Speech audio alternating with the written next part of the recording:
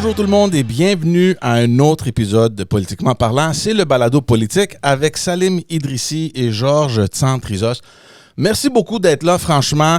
On vous apprécie énormément, tout l'amour, tout l'appui qu'on reçoit sur toutes les plateformes, que ce soit audio ou sur YouTube et Facebook. Merci énormément. Si c'est votre première fois ici, allez vous abonner sur notre chaîne YouTube. On veut vraiment grandir cette communauté-là. Évidemment, vous pouvez nous suivre sur toutes les plateformes audio, sur Facebook, sur Twitter, sur Instagram. On est littéralement partout. Il n'y a aucune excuse. Allez nous trouver, puis suivez-nous. Et on vous remercie énormément pour ça. Salim, comment ça va premièrement? Ça va très bien, ça va très bien. Un autre panier à 3 points? Ouais, exactement. Là, t'es comme center court. Là, ouais, hein, c'est from downtown. Mais là, aujourd'hui, c'est from downtown Matane. Parce qu'on a le plaisir d'avoir avec nous le député de Matane, Matapédia, monsieur Pascal Bérubé. Bonjour, bonjour. Bonjour, merci de l'invitation. Ça nous fait plaisir, puis merci parce qu'on sait que vous êtes venu juste à cause du podcast. Là. Vous faites de l'aller-retour juste pour le...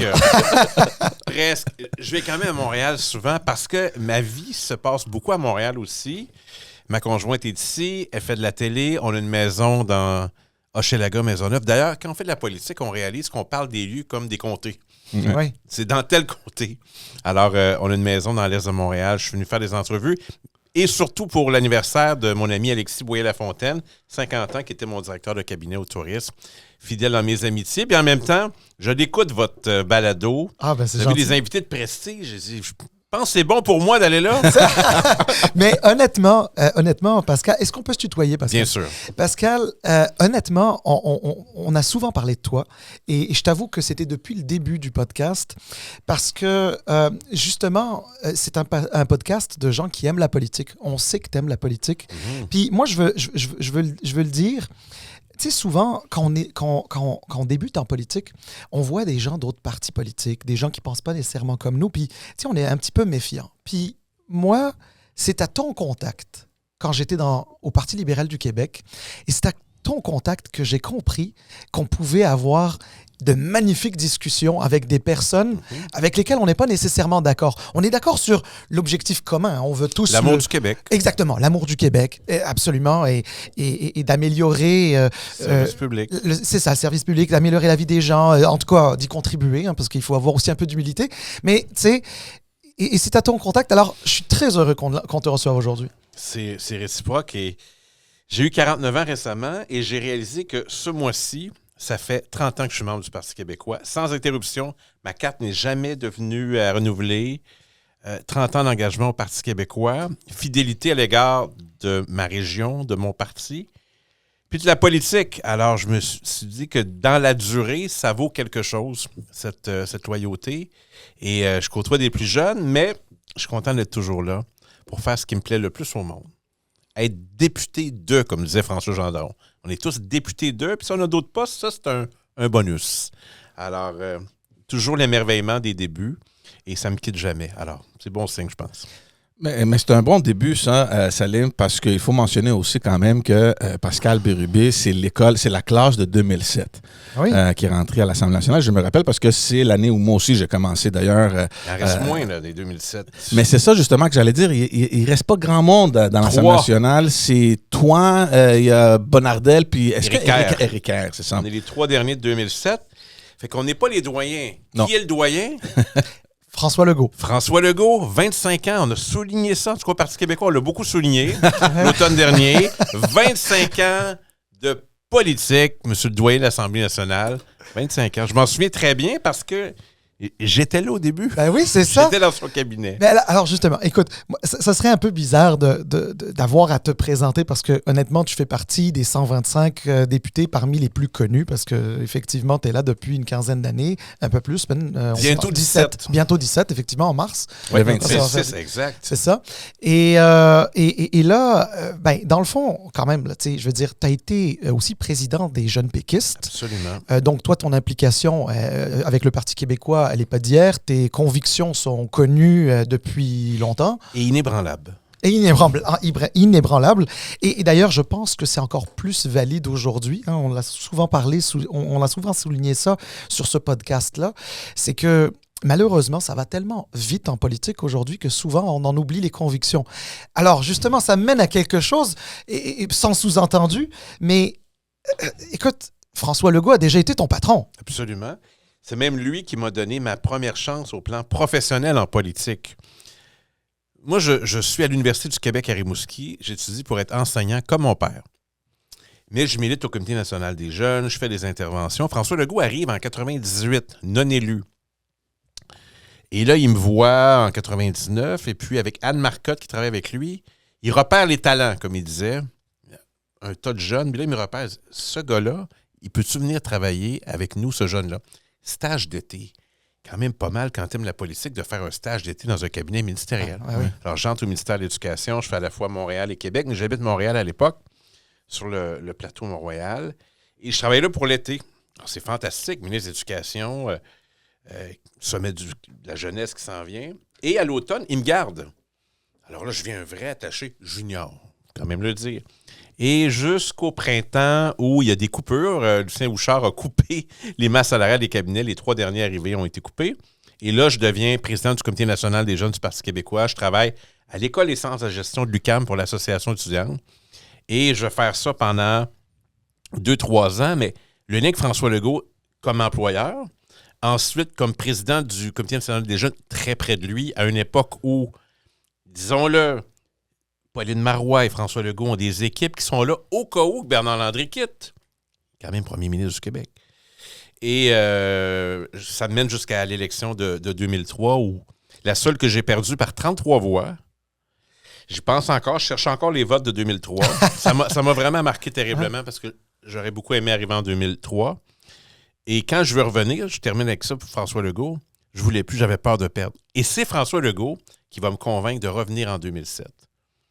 OK, mais à condition que tu viennes me voir dans la campagne, il est venu et j'ai gagné par 213. Maintenant, les majorités sont plus confortables. Ah oui, ça. Mais c'est le moins ça a qu'on puisse commencé dire. là. Donc, François Legault a un rôle important tout au long de la politique.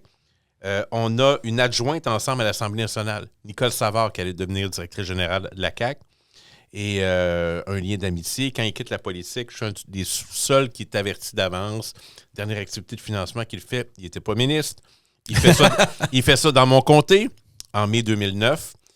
Je vais même le voir chez lui quand il réfléchit à ce qu'il va faire en politique. Et encore aujourd'hui, lui-même en chambre, régulièrement, dit « C'est mon ami ». On a une amitié, puis elle va demeurer. Donc, beaucoup d'affection, beaucoup de respect, beaucoup de reconnaissance de ma part pour ce qu'il a fait pour moi. Ce qui fait en sorte que, oui, il y a ça, mais je ne suis pas très complaisant à son égard. Et il le sait. Puis parfois, ça le fâche un peu. Mais ça fait quoi en chambre quand tu te lèves, puis tu sais que, bon, j'en ai une bonne, là, tu sais, j'en ai une bonne pour le premier ministre, puis là, tu regardes en face, puis c'est François Legault, cette personne que tu viens tout juste de décrire. Je le connais bien, je sais sur quel bouton. Faut pas oublier que j'ai été 2 ans chef intérimaire, le record. Donc, 2 ans à lui poser des questions directement. Alors, ça a donné lieu des fois à des scènes plus dures. À un moment donné, il me dit, il veut tuer le tourisme en Gaspésie, c'est ça? Ouais. Là, je suis sorti. Je savais pas quoi répondre à ça. Je suis comme sorti. C'est trop absurde. À un moment donné, il n'avait pas aimé que je lui dise que, comme d'autres, il devait quelque chose à des gens qui avaient élu. Ça, il n'avait pas aimé ça. Donc, pas complaisant avec lui, mais ça a donné beaucoup de moments de belles collaborations. Quand mes parents sont décédés, quand il y a eu des moments plus durs pendant la pandémie, on se parlait beaucoup. Je me souviens, moi, d'un vendredi après-midi en pleine pandémie, où je suis au centre-ville de Montréal, puis je le texte. Il n'y a personne à son bureau du premier ministre. Il dit « Qu'est-ce que tu fais? » Il dit « Débarque à mon bureau, j'arrive avec une bouteille de vin. » Alors, on a passé un après-midi à parler de politique, juste nous deux. Il n'y a jamais personne qui va savoir ce qu'on s'est dit. Mais non, mais c'est génial. Moi, j'adore ce genre Il y a d'histoire. une tempête de neige. Il n'y a personne. Là. Il y a les gardes du corps. Je suis dans son bureau. Je me souviens parce qu'il y avait une manifestation, puis il y avait du popcorn à terre, entrée du popcorn. Et là, on a passé l'après-midi. Puis après, j'ai dit, ben là, il faut que je m'en aille chez nous parce que tu as mis un couvre-feu. Il me dit, veux-tu que je te signe un papier? Non. Alors, j'ai trouvé un taxi. Ça, c'est arrivé. Et on a un moyen aussi d'échanger ensemble. Quand il arrive quelque chose, on a un moyen d'échanger ensemble. Alors, oui, j'ai beaucoup d'affection pour lui, c'est vrai. Et puis, si je dis quelque chose qui l'a touché, que c'est vrai, je vais faire amende honorable très rapidement. Puis, ajouter à ça un autre élément. En début de mandat comme premier ministre, son attaché de presse est mon ancien attaché de presse, Valérie Noël-Letourneau. Oui. Donc ça ajoutait à cette relation-là. Donc, oui, François Legault, moi, j'ai voulu qu'il soit premier ministre pendant des années. Mais Indépendantiste! mais pour le Parti québécois. Mais alors, écoute, merci de cette petite anecdote-là, parce que tu vois, ça, c'est ce qui rassure. Je l'avais jamais raconté, ça. Ah ben regarde, on a un autre scoop, là, tu vois. C'est le deuxième scoop de Politiquement parlant, après celui d'Éric Duhem, là, tu sais, celui-là. Mais écoute, non, mais sérieusement, j'aime beaucoup cette anecdote-là que tu racontes, parce que, tu sais, les gens qui nous écoutent, même ceux qui nous écoutent pas, là, d'une manière générale, souvent, ils ont l'impression que les gens en politique, ils font juste se balancer des noms d'oiseaux puis des affaires de ce genre-là. Là. Alors qu'il y a une possibilité, en fait, de partager une bouteille de vin avec quelqu'un dans le respect le plus total, sans altérer ce qu'on est ou nos convictions. Je veux dire, dans une famille, il y a des gens avec qui on n'a aucune affinité, mais c'est la famille. Il y a des liens du sang. Mais on peut choisir des gens avec qui on a des réelles affinités. On a souvent parlé de Lisa Froula et de Louise Baudouin, mais il y a des gens avec qui des affinités fantastiques au Parti libéral, à la CAQ et tout ça. Ça se développe. On est dans la même école un peu pendant 4 ans. Alors oui, ça se développe. Il existe des liens comme ceux-là, fraternels, où quand il arrive un coup dur pour quelqu'un, tout le monde envoie un mot, s'informe de la santé de la personne. Donc, ça, c'est bien. Mais moi, je vis le monde du showbiz à travers ma conjointe. Un jour, je vous dirais que c'est pas mal pire. Ouais. Tout le monde est gentil en public. C'est le contraire à la période des questions. Il y a tellement de compétition que j'ai observé. Ça joue dur. Hein? C'est tout ce que je peux dire. Ouais, il y a des. Je vais dans les galas, je vais dans les affaires par procuration. C'est ma conjointe qui est la vedette de la télé, c'est pas moi. Mais c'est un autre monde. Ah, c'est sûr. Mais alors, une petite question. Comment on passe de quelqu'un qui a perdu une élection de 33 voix à quelqu'un qui la gagne de 200 et quelques? 213. Et à quelqu'un qui aujourd'hui est à des sommets stratosphériques. Est-ce que c'est grâce à Guillaume? En partie, bonne équipe. D'ailleurs, il n'y a aucune des personnes qui travaillent avec moi que j'appelle mes employés. Ce sont tous des collaborateurs, des collaboratrices. C'est dans le style. On a une équipe fabuleuse. Depuis quelques élections, je suis le député qui remporte avec le plus haut taux d'appréciation, tout parti confondu, donc plus fort qu'un libéral de l'ouest de l'île de Montréal. C'est ça. Donc, j'ai remporté la dernière élection avec presque 70% des voix. Le deuxième avait très peu. Dernière projection, je suis à 76%. Le deuxième a 8 ou 9. Donc, pourquoi Matane Matapédia? Parce qu'on fait des trucs que personne n'a jamais fait dans le style. Oui, puis on a une équipe qui est proactive. On est volontariste. On donne leur juste. On ne dit pas ce que les gens veulent entendre. On fait toujours l'effort supplémentaire. Et on s'arrange pour que quand je fais des tribunes, je ne suis pas toujours dans mon comté, j'ai la chance de faire des tribunes nationales. Et les gens, ce qu'ils me disent, c'est lui, c'est le nôtre, on est fiers de lui. Alors, c'est vraiment un écosystème très particulier. Quand tu as plus de 3/4 des appuis avec un parti qui a fait 14 la dernière fois, je me dis, si on était premier, ce serait quoi l'appui? Alors, je suis très heureux de ça. J'entretiens ça. Mon organisatrice est probablement la meilleure au Québec, tout parti confondu. Elle s'appelle Marceline Gauthier. Elle mériterait d'être une énorme vedette connue en politique. Elle dirige ça depuis plusieurs élections et elle arrive à des résultats comme ceux-là. Et Guillaume, que vous ne voyez pas, qui m'accompagne, on a toute une équipe. C'est des employés politiques, mais c'est aussi des organisateurs. Alors moi, je n'étais pas bon en organisation au début, mais j'ai développé ça pour ne plus jamais perdre une élection. Je prends plus de chance. Et des fois, je porte un regard sur certains comtés. J'essaie d'aider. C'est une déformation. Donc, j'ai développé ça comme quelqu'un qui s'entraîne, comment remporter une élection. Et j'ai donné un coup de main à Jean Talon. Je trouvais que c'était un... C'est bon, ça. Et les stratégies ont fonctionné. Ou c'est de l'analyse. Par exemple, quand est venu le temps de choisir où Paul allait se présenter, personne ne disait Camille Lorrain, sauf moi. Je suis le seul qui a proposé ça. Et je lui ai fait une analyse pourquoi il devrait aller dans ce comté-là. Et là, maintenant, on dit Paul Saint-Pierre Plamondon, député de Camille. Alors si tu avais été l'organisateur de l'élection du Parti québécois en 2014, est-ce que vous seriez resté au pouvoir? Oui. Facile à dire maintenant. Ça, c'est intéressant parce qu'à peu près tous les ministres de 2014, très peu défendent en toutes circonstances les décisions prises par l'équipe. Beaucoup, je le regrette, essaient de se donner une meilleure place dans l'histoire. Je nommerai personne, mais ils sont nombreux. Mm-hmm. Il y a à peu près Yves-François Blanchette et moi et très peu de personnes qui défendent ce qui est passé. J'ai entendu à travers les années des gens dire « Ouais, mais moi, j'ai dit ça à l'intérieur. » Ce qui est un sacrilège. Tu ne peux pas te désolidariser des décisions du Conseil des ministres, sinon tu démissionnes. Mhm. Mme Marois le sait, ça. Alors, oui, je sais plein de choses, mais moi, j'aurais aimé mieux, ça, je peux le dire, j'aurais aimé mieux qu'on reste plus longtemps. Il y avait toutes sortes de rumeurs à l'époque. Il y en avait même une d'alliance avec la CAQ pour faire le mandat au complet. Je n'ai pas été consulté là-dessus. C'est quelque chose qui circule, qui aurait eu l'échafaudage d'un dossier qui unissait la CAQ et le Parti québécois pour faire le mandat au complet, donc de 2012 à 2016. Peut-être qu'on en saura plus un jour, mais je sais qu'il y a des joueurs majeurs au Québec qui ont travaillé là-dessus. Je ne suis pas dans le secret, mais un jour, j'en saurai plus. Mais il y a eu aussi, je pense, des discussions de créer une sorte d'union entre Parti québécois et Québec solidaire à un moment donné, juste avant que Gabriel Nadeau-Dubois rentre.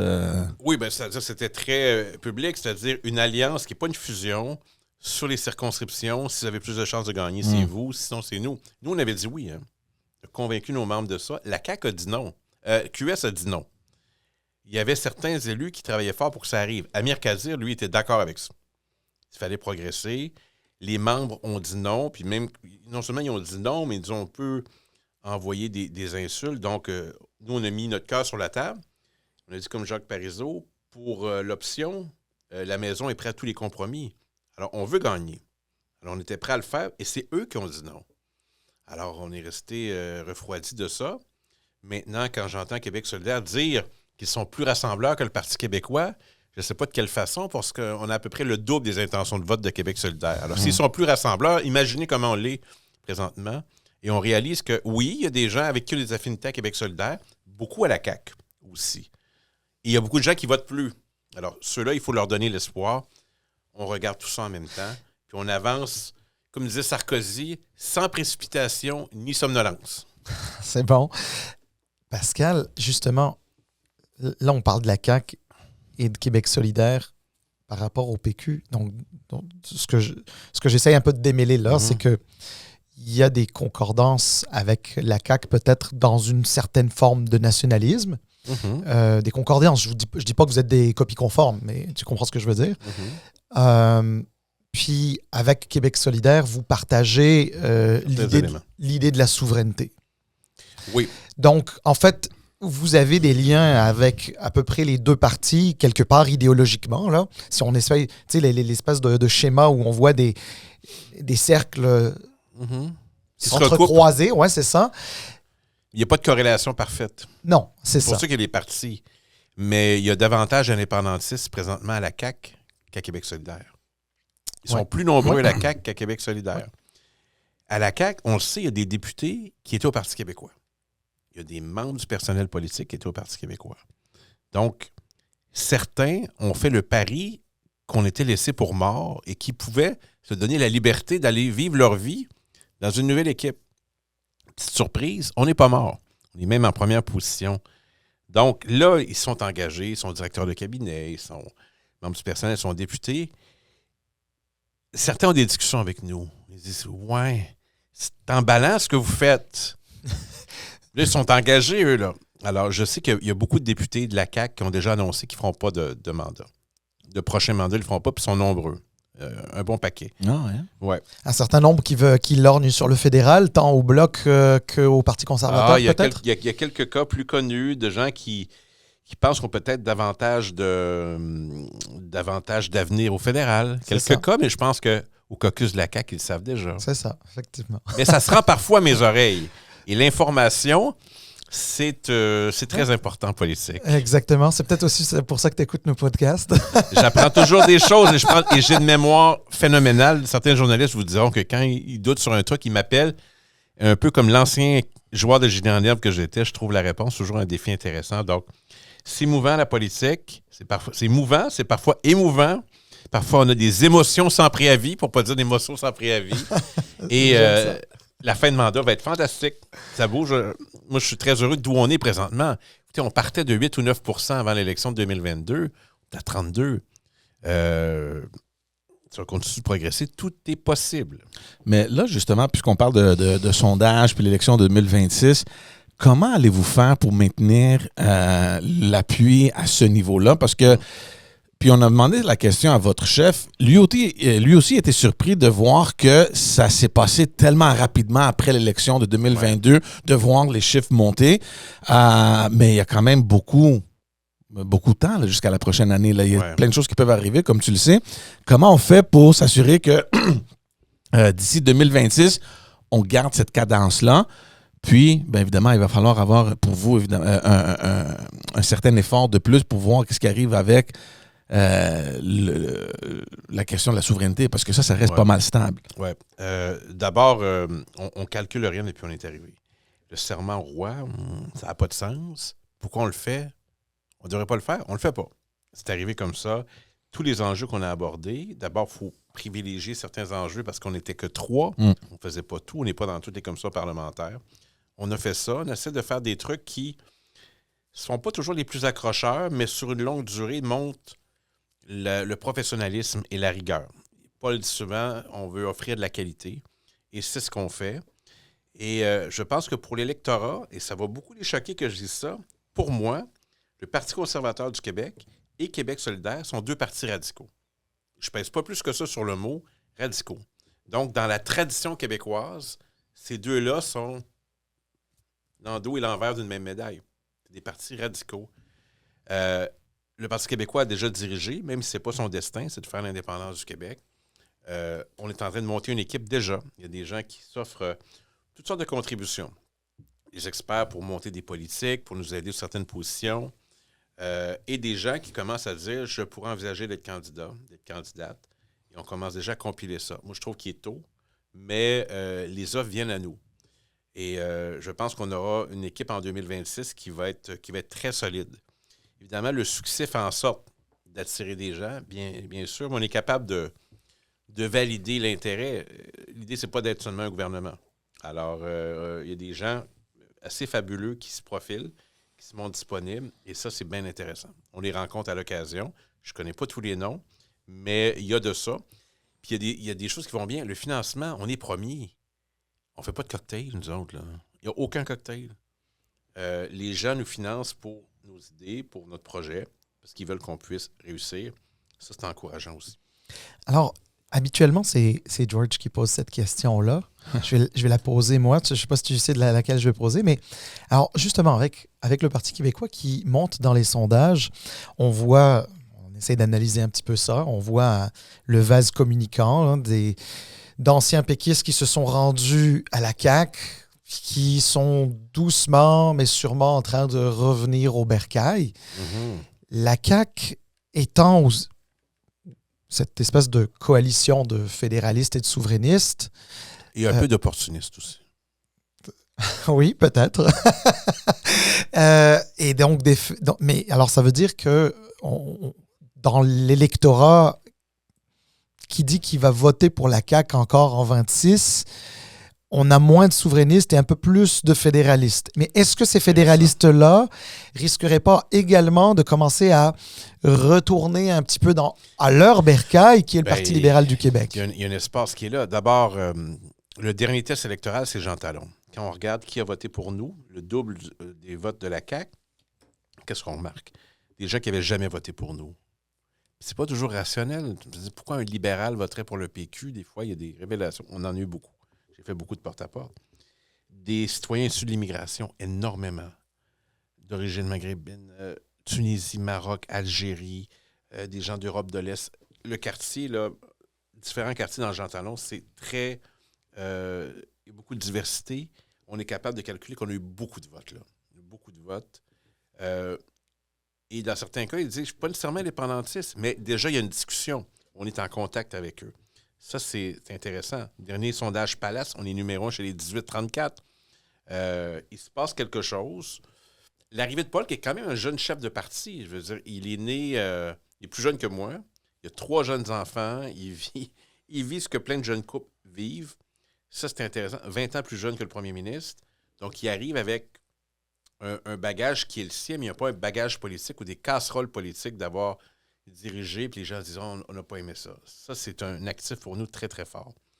Donc, il y a beaucoup d'avantages. Les sondages vont fluctuer. Ils vont descendre, ils vont monter. J'aime beaucoup mieux être là où on est premier maintenant que de prendre le risque d'être bas puis de penser que la dernière année, on va monter. Alors, ce qu'on a, on le consolide. On remplit des salles. On a fait une activité dans Jean-Lesage, donc Limoilou à Québec. C'est moi beaucoup qui pousse pour qu'on aille dans chacun des comtés quand on est à Québec. Ça le comble, ça débordait. Tachereau, c'est la même affaire. Jean Talon, on a vu. La prochaine, Lévis. Je leur ai dit en primeur ici. La bataille de Lévis. Lévis en quoi? En partiel? Non, Lévis en assemblée où on va remplir de péquistes. OK. Alors, non, il n'y a pas de partiel de déclencher. Mais là, c'est un ancien collègue du Conseil des ministres. Bien sûr. Bien sûr, mais il est passé dans le camp de la CAQ. Alors, c'est un comté qu'on veut prendre. Puis d'ailleurs, on est en avance dans ce comté-là aussi. OK. Bon, c'est bon. Alors, salutations à Bernard. Il va entendre la clameur de l'Assemblée à Lévis. Alors, on ne fait pas de distinction. Ouais. Jean Lesage, c'est solidaire. Lévis, c'est caquiste. Et peut-être en 2026, péquiste. OK. Ben On là, travaille. vous allez viser Westmount Saint-Louis à un moment donné? Avec les chiffres qu'on a présentement, on peut faire des percées intéressantes. J'ai vu qu'on était en première place dans Huntingdon. Ah? On n'a jamais vécu ça de l'histoire. C'est ça. Puis ramenons Jean Talon. On n'a jamais remporté Jean Talon en 50 ans. Alors, si on peut gagner avec une bonne marge Jean Talon, tout est possible. Alors, à suivre. C'est intéressant de voir que la montée du PQ est arrivée quand même assez rapidement après la défaite de 2022 et je dirais même de 2018 parce que ça a commencé à cette année-là, tout comme les libéraux en fait.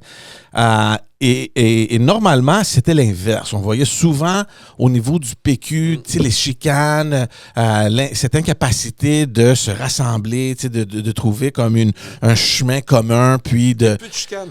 Mais c'est ça. Puis on voit maintenant l'inverse auprès du Parti libéral qui se cherchent toujours, puis ils savent pas qu'est-ce qu'ils font des fois. Puis il y a un espace pour le Parti libéral. Moi, je suis de ceux qui...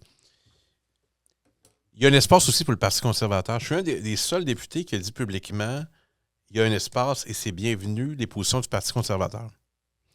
Éric Duhem a certainement entendu ça, mais il y a un espace pour le Parti libéral aussi. Et il y a des communautés traditionnellement libérales, il ne faut pas les prendre pour acquis, qui n'ont pas voté pour le Parti libéral. Je pense à Saint-Lambert, l'Outaouais, Laval, dans la région de Vaudreuil, j'ai parlé d'Huntingdon, l'Estrie. Il y a plein d'endroits qui étaient traditionnellement libéraux et qui, je pense, pourraient revenir dès l'élection de 2026 au Parti libéral. Donc, la CAQ a l'effet bandwagon. À partir du moment où ça part, il arrache tout. Ouais. 90 sièges, ça a donné ça. Je pense que c'est plus qu'ils croyaient. C'est un défi de gestion, d'ailleurs, d'avoir autant de députés. Mais je pense que ces comtés-là, nous, je ne pense pas qu'on puisse les remporter. Mais les libéraux sont en mesure de les remporter. Mais c'est ça qu'on dit justement avec Salim. Souvent, la montée du PQ va nécessairement amener un appui aussi ou une montée au Parti libéral du Québec. Évidemment, il faut qu'il y ait un chef, il faut qu'il y ait un travail qui se fait pour rassembler les membres parce que les choses se font un peu toujours à l'ancienne. Oui. Il y a un défi à moderniser. Mais les libéraux qui nous parlent disent, regardez ce que Paul a fait avec le PQ, il faut faire la même chose. Ben, d'une certaine manière, effectivement. Puis pour d'autres partis, je veux dire, on ne le dit pas parce que c'est un peu tabou. Je veux dire, sous le leadership actuel de Québec solidaire, ça stagne. Alors, je le dis parce qu'ils nous attaquent beaucoup. Nous, on attaque la CAQ, c'est eux. Nous, on n'a pas la ceinture, puis on veut remporter le championnat. QS, eux, s'attaquent à nous. Mais au lieu de s'attaquer à la CAQ, ils le font aussi. Alors, moi, je réponds, continuez de faire ce que vous faites, mais la QS stagne sous le leadership actuel. Ouais. Alors, posez-vous des questions. Mais c'est aussi un peu normal parce que c'est correct, ils font leur job d'attaquer le gouvernement, mais en même temps, quand ils voient que le terrain de jeu maintenant commence à shifter, il y a un shift qui se passe, puis là, il y a un appui énorme vers le PQ, eux autres, c'est pas mal. On va pas parler idéologie, mais comme Saline disait au niveau de la souveraineté, c'est un terrain de jeu, eux autres, qui veulent garder. Donc, ils disent, en même temps, il faut qu'on attaque le PQ pour créer cette distinction-là. Je trouve ça audacieux parce qu'il y a eu un élément important en politique québécoise. Il y a eu une élection partielle dans Saint-Henri, Saint-Anne. J'y ai participé beaucoup. Jamais Québec solidaire a dit un seul mot sur l'indépendance. Ah, mais ils font jamais. Ils savaient que ça allait leur nuire dans le sud-ouest de Montréal. Oui. Parce que nous, on en a parlé chaque jour. On a même fini avant la CAQ dans cette parcelle-là. Donc, on voyait déjà qu'il y avait un début d'éclaircie. Jamais, il y a 2 députés dans le sud-ouest, et jamais on parlait d'indépendance. Puis là, je rencontrais des anglophones qui disaient « Je vais voter pour QS ». « Ah! Vous êtes maintenant indépendantistes? » Non, ils ne sont pas sérieux, ils le feront pas. Là. Fait que je vote pour eux pour leur positionnement sur différents enjeux. Mais c'est vrai, ça, parce que moi, j'en ai fait des campagnes sur l'île de Montréal et c'est drôle parce que nous, dans le Ré-d'Orion, c'était un comté qui était comme... Il y avait une ligne qui divisait Parc Extension. Très différent de Parc Extension. C'est ça. Non, exact. Donc, il y avait deux réalités complètement différentes. Absolument. Puis, tu pouvais parler de souveraineté dans Villeray, mais quand tu passais dans Parc-Ex, il fallait vraiment pas en parler. Puis moi, je me rappelle parce que mes parents, ils habitent toujours là. Moi, j'ai enseigné dans Villeray à l'école Georges Vanier. Voyons donc. Il y a 25 ans, en 99, avec Claire, une enseignante là, qui était ma maître de stage, et Jean-Pierre était directeur. Et je me souviens très bien que de ces enjeux-là, que le PQ était relativement compétitif dans Villeray. Oui. D'ailleurs, Elsie Lefebvre. Elsie Lefebvre l'a gagné, En exact. 2004. Mais Parc Extension, c'était C'est un monde différent. C'était difficile pour nous. Derrière, puis c'est ça. Puis moi, je me rappelle les petites affaires, les petits pamphlets électoraux que Québec solidaire faisait livrer. Moi, à un moment donné, je rentre chez mes parents, puis je le vois. Puis je le tourne, puis il parlait nulle part de souveraineté. Puis j'avais le même dépliant à Villeray qu'il parlait juste de souveraineté. Bon, nous, c'est tout le temps. C'est tout le temps. Puis quand M. Legault vous dit qu'il n'en parle pas avant, ben, c'est pas vrai, on en parle tout le temps. Puis on a fait le pari de l'authenticité. Les gens le savent. Alors, il apprécie des hommes et des femmes qui sont debout et qui s'assument. Alors, moi, je trouve que on n'a pas besoin d'inventer un programme de mise en valeur. On est ce qu'on est. On s'assume. Alors pourquoi cette espèce de rebranding plutôt que de parler de référendum, de parler de consultation populaire? Non. Ça, là-dessus, où j'étais là, 2 fois sur 3, il dit référendum, consultation populaire. C'est pas une volonté, tellement pas comme ça. Tu lui donnes pas des buzzwords, là. C'est pas une volonté, c'est sorti comme ça. Puis on a vérifié toutes les interventions qu'il fait. C'est arrivé très, très rarement. On s'assume. Si on est élu, si on est sérieux dans ce qu'on propose, on s'en va là. Mais on n'est pas des référendistes, on est des indépendantistes. Donc, on a fait le budget d'un Québec indépendant. On arrive avec le livre bleu qui va répondre à un tas de questions. Nous, de notre côté, on est organisé. Ceux qui veulent maintenir l'ordre actuel arriveront avec une autre proposition. Qu'est-ce qui empêche Québec solidaire de faire le budget d'un Québec indépendant version solidaire? Qu'est-ce qui empêche la CAQ de faire un plan sur pourquoi vous devriez rester au Canada, l'aile fédéraliste? Là, M. Legault est un peu désarçonné. Là. Un jour, c'est Capitaine Québec. On fait des gains, mais en même temps, on est fâché, mais on n'a pas de levier.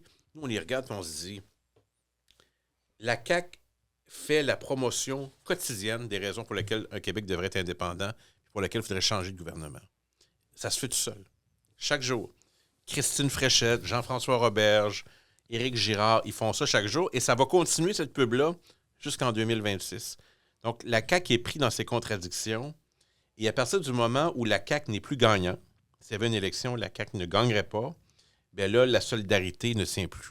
Beaucoup de gens qui se sont dit « je vais être élu ou je vais être ministre », mais si la CAQ perdait, ces gens-là ne resteront pas en disant « je vais reconstruire la CAQ dans mon comté puis mettre mes fins de semaine là-dessus ». Ça n'existe pas. Ouais.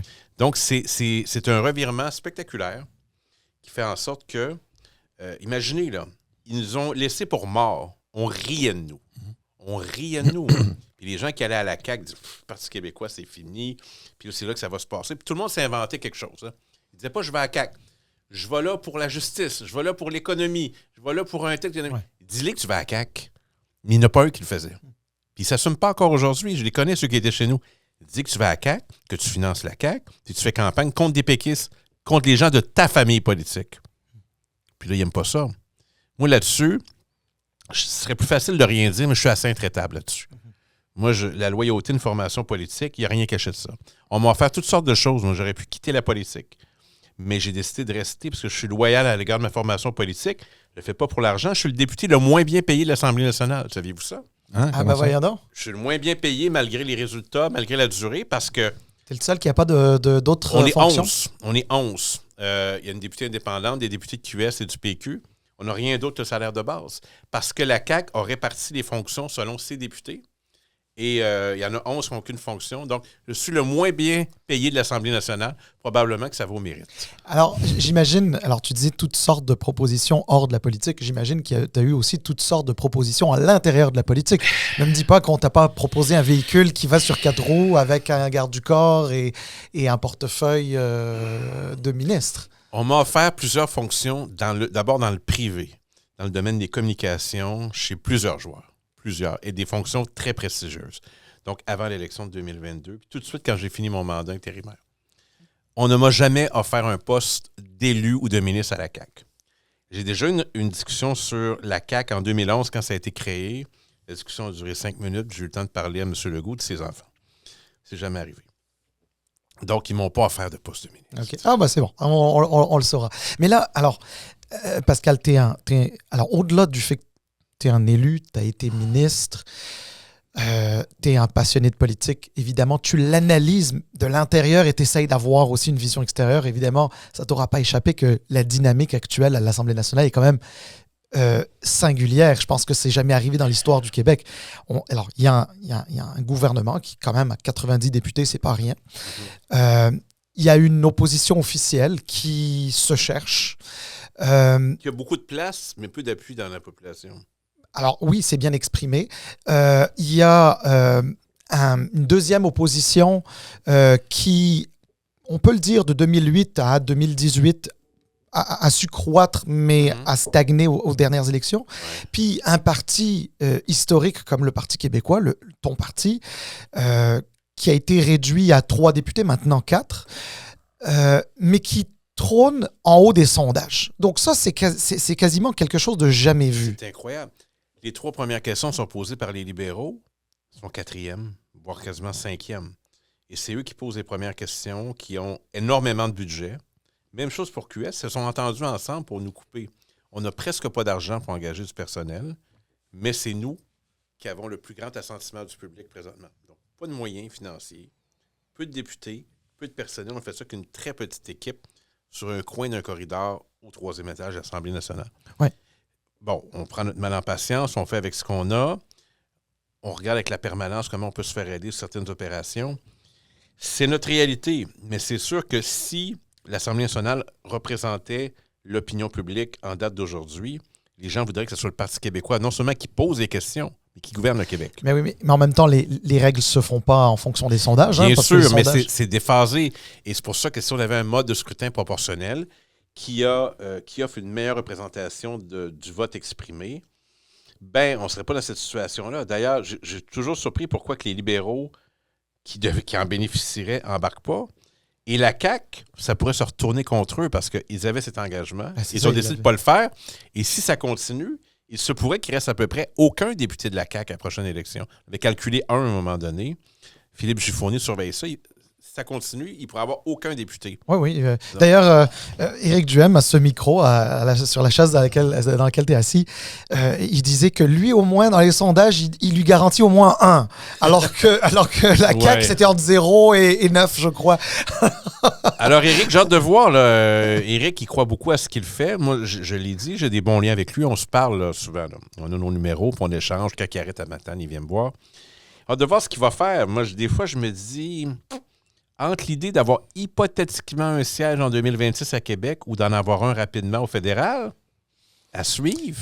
Il y en a qui le voient maire de Québec. Ah oui, à ce point-là. Oui. Ah oui. Alors, si Éric se rend jusqu'en 2026 avec son parti, respect pour ça, parce que c'est pas simple. Faire le tour du Québec avec peu de moyens, moi, j'ai du respect pour ça. J'ai rien en commun avec son parti, mais il joue un rôle important. Oui. D'ailleurs, Paul a toujours dit, il avait sa place au débat des chefs, sa place à l'Assemblée nationale. On est les seuls à avoir dit ça. Alors, je dis ça pour les partisans des conservateurs qui sont parfois très durs sur les réseaux sociaux. Ceux qui ont le plus de respect pour vous, sans avoir rien en commun dans bien des cas, c'est nous. Je m'excuse, George, je sais que tu vas intervenir aussi, mais je voulais t'emmener aussi sur un petit terrain. Alors, forcément, tu es un observateur aussi, un acteur, mais tu es aussi un observateur de ce qui se passe. Le Parti libéral du Québec, on disait qu'il y avait potentiellement des fédéralistes qui se sont stationnés à la CAQ pendant un certain temps, qui pourraient peut-être revenir, un peu comme on le voit avec certains péquistes. Alors, les libéraux se cherchaient un chef. Est-ce que toi, t'espères, au fond de toi, que ce soit Denis Coderre? Oh. Là, vous me mettez dans une situation où... Ça, c'est une anecdote incroyable. Elle circule, alors je vais la raconter pour pas qu'elle soit déformée. Mais d'ailleurs, je ne veux pas t'interrompre, mais Paul Saint-Pierre Plamondon, il était le seul à aller le saluer à l'Assemblée nationale. Je pense que c'est un peu de ma faute. Je me retrouve souvent dans des endroits où je fais l'actualité malgré moi. 1er janvier 2023, on est chez une amie, Dany Soleil, qui est une sommelière bien connue, et puis on est dans le coin de Shefford, puis on décide que s'en va en ville pour le premier. Beau restaurant sur le boulevard des Caries de steak. Et on a une amie qui est là, mais j'ai des amis qui vont être là. Alors, on rejoint les amis. Dans les amis de l'ami, il y a Denis Coderre. Je passe le 1er janvier avec lui. Je connais Denis depuis des années. Évidemment, il est à côté de moi. Je parle de politique. Je lui dis quelque chose comme... Denis, là, je suis sûr que tu t'ennuies de la politique. Québec, tu n'as jamais essayé ça. Le poste est libre. Dominique Anglade est parti. Ouais. Mais comprenez que je dis ça à la blague, tu sais. J'ai dit, tu poses 3 questions. Tu es chef de l'opposition en partant. Tu es payé pour faire ça. Ils vont t'emmener à Québec d'un véhicule, puis tu t'inscris dans l'actualité. Tu ne gagneras jamais, tu ne seras pas premier ministre, mais tu peux jouer un rôle pour une cause qui est importante pour toi. J'ai reparlé il n'y a pas si longtemps. Je pense que ça a eu de l'impact sur lui. Oh mon Dieu, c'est ta faute tout ça. En partie, mais évidemment, je disais ça sous la forme de la blague. J'ai rien en commun avec les libéraux. Mais il y en aura un chef. Alors, moi, j'ai rien en commun avec les libéraux. Je les ai combattus toute ma vie. Un de mes objectifs dans mon comté, c'était d'éliminer pour de bon le Parti libéral. C'est pas mal arrivé. Il n'y avait même pas de candidat la dernière fois. C'est une vieille rivalité que j'ai. C'est comme Canadien-Nordique. Le Parti libéral, j'ai pas d'affinité. Mais ça va leur prendre un chef qui va être compétitif, puis bon, on débattra avec eux, là, sans problème. Alors, est-ce que ça sera Denis? Je ne le sais pas. J'ai toujours pris l'habitude de ne pas spéculer sur ce qui se passe à l'intérieur des autres partis. Mais, on a hâte d'être fixé sur qui va être là. Mais stratégiquement, honnêtement, là, Denis Coderre, il représente un certain passé. Puis on a en face un Paul Saint-Pierre Plamondon qui, lui, est plus jeune, arrive avec une certaine fraîcheur. Le Parti libéral choisira ce qui est bon pour lui. Je souhaite être heureux. Il est habile. Et est-ce que les chefs seront là? Bon, M. Legault a annoncé qu'il sera là pour un 3e mandat. La certitude que je peux dire, c'est que il n'y a plus aucune certitude qu'il va remporter un 3e mandat majoritaire. Je vous le dis. Alors, est-ce qu'il veut quand même faire cette bataille-là? Nous, on sera là. L'assurance, c'est que Paul est là. C'est notre meilleur joueur. Il va être en avant. Alors, on sera prêt. Est-ce que Mme Guilbeault va passer devant M. Legault? Je sais pas, mais je prends la parole du premier ministre. Il dit qu'il va être là. S'il y avait des conditions, si la santé est là, si l'appui de la population est là, oups. Ça, c'est moins là. Je lui ai dit l'autre jour, un peu pour le taquiner, j'ai dit... il dit, c'est quoi le rôle du Bloc québécois? Je dis, le Bloc québécois est plus populaire que la CAQ, puis la CAQ est plus populaire que le premier ministre. Alors, c'est ça maintenant. Alors, je pense qu'il aura des questions à se poser. C'est un gros engagement à se représenter pour un 3e mandat. Je souhaite de rester en santé, d'être heureux. Il prendra la décision qu'il souhaite. Mais nous, on va être prêts. Ça va être Paul qui va être le capitaine puis le centre à la mise au jeu. Et puis, on va avoir une bonne équipe sur la glace, soyez-en assurés. Pour gagner. On s'en va là pour gagner. Je veux qu'on parle un peu, parce que le temps file, un thème qui est vraiment dans l'actualité cette semaine et surtout aujourd'hui. Toi, tu fais la tournée des médias pas mal sur ce qui est arrivé, la décision, le jugement de la Cour d'appel du Québec sur le projet de loi 21. À la Cour d'appel, oui. Je veux qu'on parle un peu de ça parce que c'est un sujet qui divise. Là, actuellement, avec le jugement qui vient de tomber de la Cour d'appel, il y a comme une espèce de ligne qui s'est formée. Donc, il y a d'un côté la CAQ, le PQ, puis de l'autre côté les libéraux, puis Québec solidaire. Comment tu le vois? Puis, c'est sûr que c'est une bonne nouvelle pour les partis qui ont appuyé le projet de loi 21, mais est-ce que dans 1, 2, 3, 4 mois, 1 an, est-ce qu'on va retourner jouer dans ce jeu-là? Est-ce que ça va se rendre à la Cour suprême? Est-ce que c'est un sujet qui va demeurer constamment dans l'actualité ou peut-être qu'on va le voir dans la prochaine élection? Bon, j'étais à la Cour d'appel hier pour commenter. Notre réaction est différente de celle du gouvernement. Le gouvernement dit que c'est une grande victoire pour la démocratie, le gouvernement du Québec, tout ça. Nous, on ne dit pas ça. Prudence. Le jugement de première instance était très dur. Celui-là, le ton est différent. Il consacre la souveraineté de l'Assemblée nationale. Il consacre qu'il doit y avoir une loi pour tout le monde, les francophones et les anglophones. Il arrive avec une surprise. Un député avec un signe ostentatoire pourrait siéger à l'Assemblée nationale, un homme ou une femme. Ça, c'est une nouveauté. Ceci étant dit, c'est un peu 1-1 qui va trancher la Cour suprême. Donc, à moins d'avis contraire, je serais bien surpris que ça n'aille pas en Cour suprême. C'est là que ça va être tranché. L'avenir de la laïcité au Québec va se trancher à la Cour suprême. Donc, j'invite M. Legault à être prudent. C'est pas fini. La partie n'est pas terminée. Alors, c'est pour ça que je ne me suis pas réjoui. Gabriel Nadeau-Dubois, qui écrit sur Twitter, ils se réjouissent tous les deux. Il sait qu'on ne s'est pas réjoui, mais il l'écrit quand même pour nous mettre ensemble avec la CAQ.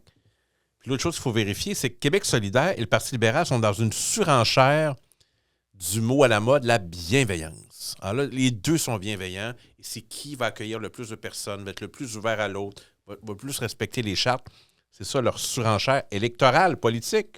Pensez pas que Québec solidaire a seulement des principes moraux, là. Il y a beaucoup de calculs aussi. Donc, nous, ce qu'on dit, c'est que c'est pas terminé. Il se peut qu'on ait le résultat de la Cour suprême avant l'élection de 2026. Ça va obliger tout le monde à se positionner. Si nous, on est élus, on va reconduire la clause. La CAQ, oui, j'imagine. Le Parti libéral, c'est non. Québec solidaire, on ne sait toujours pas. Ils n'ont pas voulu répondre hier là, dans les entrevues. Donc, ça va être intéressant. Puis, il faudrait que les partis fédéraux fassent la même chose avant l'élection fédérale. M. Poilievre, ça va être intéressant de voir comment il se situe là-dessus. Mais c'est un enjeu parmi d'autres. On ne mise pas que là-dessus, mais ça va être révélateur de les juges versus la volonté de l'Assemblée nationale. Alors, justement, ça fait un lien parfait avec ma question. Tu as dit qu'on était actuellement dans une sorte de match nul 1-1. Deux jugements qui se contredisent. Deux jugements qui ils se contredisent pas totalement, mais en tout cas, je comprends ce que tu veux dire là, quand tu dis qu'ils se contredisent. C'est-à-dire que oui, il y en a un qui est plus favorable vers une direction, l'autre qui est plus favorable vers l'autre direction. Là, tu dis que dans le fond, ça va se jouer Cour suprême. En Cour suprême, une sorte de finale là, pour Ou le gouvernement Trudeau, s'il est toujours là, va intervenir. C'est ça la nouveauté. S'il est toujours là. Et puis effectivement, il faudra voir ce que M. Poilievre va dire parce qu'il a déjà été je ne vais pas intervenir. Puis là, depuis quelque temps, il dit qu'il va intervenir. Là, il va être obligé d'avoir une position là-dessus. Exact. Fait que, tu sais, il y a eu une théorie avec laquelle, je vais t'avouer, je suis très mal à l'aise, mais c'est personnel comme point de vue. On parlait toujours des juges fédéraux, des juges libéraux fédéraux, je ne sais pas trop, là, nommés par les libéraux du fédéral. Là, il se trouve que le juge Blanchard, nommé par le gouvernement du Québec, est allé dans une direction qui était moins favorable à la loi 21. Puis là, on a 3 juges de la Cour d'appel qui sont nommés par le fédéral, qui viennent donner un jugement qui va dans l'autre sens, plutôt favorable à la loi 21. Donc là, cette espèce de théorie qu'on entend souvent... Sur le biais des juges. Absolument. C'est François Legault qui l'a eu la semaine dernière. Écoutez... Mais pas juste François Legault, je m'excuse. Hein. Il y a aussi beaucoup de chroniqueurs assez... Je veux dire ce que nous, on en pense. Oui, ce serait intéressant. On est toujours dans le Canada. Les juges sont nommés, plusieurs par le fédéral. Quand François Legault, par exemple, dit à l'Assemblée nationale sur la question des places réservées en CPE pour les enfants de réfugiés. Je ne reconnais plus le PQ. Là, maintenant, il se fait des juges nommés par le fédéral. Traduction libre. Je veux dire, s'il va en Cour suprême, c'est la même affaire, c'est des juges fédéraux. Donc, ça ne tient pas à route. C'est n'importe quoi. Bon, il faut faire avec les juges. Là, il y a une différence. Dans un Québec indépendant, on peut penser que la magistrature québécoise serait plus en phase avec la société québécoise. Débattre de laïcité dans le reste du Canada, c'est compliqué. C'est juste ça. Alors, c'est pour ça, moi, que je n'ai pas énormément d'attentes face aux juges de la Cour suprême sur cet enjeu-là, puis prendre des décisions en conséquence. Voilà où je me loge. Juste une petite dernière, parce que je sais qu'on doit mettre un point sur cette question-là. On parle beaucoup au niveau théorique, puis des signes religieux, etc. Mais à la base, là, est-ce qu'il y a vraiment un problème dans la société? Le fait que quelqu'un porte une kippa ou un voile ou une croix. Moi, comme je t'ai dit, je suis né, j'ai vécu, puis j'ai travaillé dans un quartier qui était très diversifié. Puis on voyait de tout, là, franchement. Il n'y avait pas de problème. Donc, moi, j'ai jamais compris... moi, je suis en faveur 100% pour la laïcité, mais en même temps, je vois pas où est-ce qu'il existe le problème. La laïcité, les Français ont réglé ça il y a plus de 100 ans. Au Québec, on a eu un débat important avec les accommodements raisonnables. Il y a eu un rapport quand même important, Bouchard-Taylor. Là, chacun des partis s'est positionné. Nous, on a regardé les figures d'autorité, où il fallait trancher. On n'a pas la même position que la CAQ. Les enseignants, on avait les éducatrices en CPE, on avait les écoles privées. La CAQ, très pro-école privée, n'a pas voulu aller là. Puis je rajouterais les écoles religieuses. Il existe plein d'écoles religieuses au Québec. Elles sont orthodoxes, catholiques, juives, musulmanes. Le Parti québécois éliminerait tout le financement. C'est pas vrai qu'un projet éducatif basé sur la religion devrait se poursuivre au Québec. Il y en a dans toutes les religions. Quelqu'un qui affiche sa foi de façon ostentatoire, il veut que cette personne, l'homme ou la femme, veut vraiment qu'on sache de quelle religion il est. Ça n'a pas sa place dans une classe, selon nous. Sinon, je vais arriver comme prof avec un chandail. Je suis péquiste, vous devriez voter pour accepteriez-vous ça? T'as pas fait ça dans Villeray, toi? Non, j'ai pas fait. D'ailleurs, Paul Arcand, là, la journée qu'on se parle, j'ai fait Paul Arcand tantôt, il disait, j'avais un prof d'histoire sur ma carotte du PQ. J'en ai déjà vu aussi. Mais ça serait pas plus acceptable. Ou je suis pour l'avortement ou contre l'avortement. Il existe plein d'endroits pour exercer sa foi. Les lieux de culte, le centre communautaire, sa résidence, intérieurement. C'est pas nécessaire. Pourquoi ça devrait être au centre de sa vie? Puis il faut absolument le montrer. Puis c'est ça notre position. Je pense qu'elle rejoint pas mal de monde au Québec. Non, je pense que oui. C'est juste Ça que... se passe bien, la loi 21. Est-ce qu'il y a un drame? Est-ce qu'il y a une crise avec la loi 21? Je ne suis pas sûr que ça aille régler nécessairement. Ben non. Ça n'a pas plus réglé un problème. Non. Et là, les écoles anglophones vont devoir se conformer. Alors, ils ont englouti beaucoup d'argent là, dans les avocats. Je pense qu'on va en entendre parler.